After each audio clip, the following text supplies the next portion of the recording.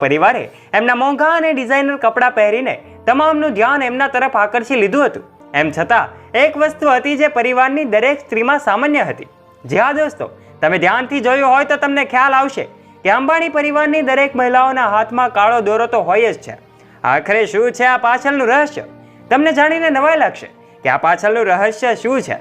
માટે આ વિડીયોને અંત સુધી જરૂરથી નિહાળજો. અને વિડીયોની શરૂઆત કરતા પહેલા હજુ સુધી આપે અમારી ચેનલને સબસ્ક્રાઇબ ન કરી હોય તો નીચે રહેલું બેલ આઇકન દબાવીને ધ ડીએ મોટિવેશન નામની યુટ્યુબ ચેનલને અત્યારે સબસ્ક્રાઇબ કરી લેજો, જેનાથી અમારા દરેક અવનવા અને રોચક વિડીયોઝની નોટિફિકેશન્સ મળતી રહે આપને સૌથી પહેલા.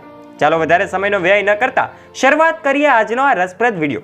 અંબાણી પરિવાર માટે એમના કપડાં અને ઘરેણા પાછળ કરોડો રૂપિયા ખર્ચવા એ કોઈ મોટી વાત નથી દોસ્તો.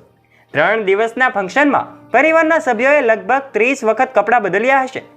દરેક વખતે નવો લુક, નવી એસેસરીઝ, પણ એક જ વસ્તુ એક સરખી રહેતી હતી અને એ એટલે પરિવારની મહિલાઓનો કાળો દોરો.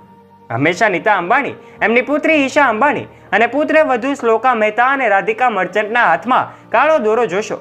અને માત્ર મહિલાઓ જ શા માટે આ પાછળનું રહસ્ય? તમને જાણીને નવાઈ લાગશે. અમે આજના વિડીયોમાં જણાવીશું.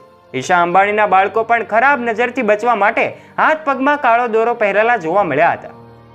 સામાન્ય રીતે કાળો દોરો ખરાબ નજરથી બચવા માટે પહેરવામાં આવે છે. કેટલાક લોકો એને રામબાણ માને છે અને દરરોજ 24 કલાક હાથમાં અથવા પગમાં પહેરી રાખે છે. એવું કહેવાય છે કે કાળો દોરો બાંધવાથી શનિનો પ્રભાવ દૂર રહે છે અને જીવનમાં સફળતા મળે છે. નાના બાળકો દ્વારા પહેરવામાં આવતા કાળા દોરાની સાથે નાના મોતી પણ જોડાયેલા હોય છે.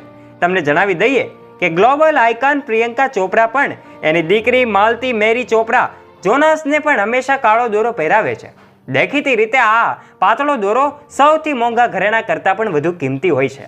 સામાન્ય માણસ હોય કે મોટી સેલિબ્રિટી, તેઓ ઘણીવાર હાથમાં કાળો દોરો પહેરેલા જોઈ શકાય છે. એની પાછળનું આ રહસ્ય હતું. તમે આ વિશે શું કહેવા માંગો છો? આપનો મત પણ કોમેન્ટ બોક્સમાં કોમેન્ટ કરીને અમને જરૂરથી જણાવજો. અને વધારેમાં આવા રસપ્રદ અને મોટિવેશનલ વિડીયોઝ નિહાળવા માટે અત્યારે સબસ્ક્રાઇબ કરજો અમારી ધ ડીએ મોટિવેશન નામની યુટ્યુબ ચેનલને.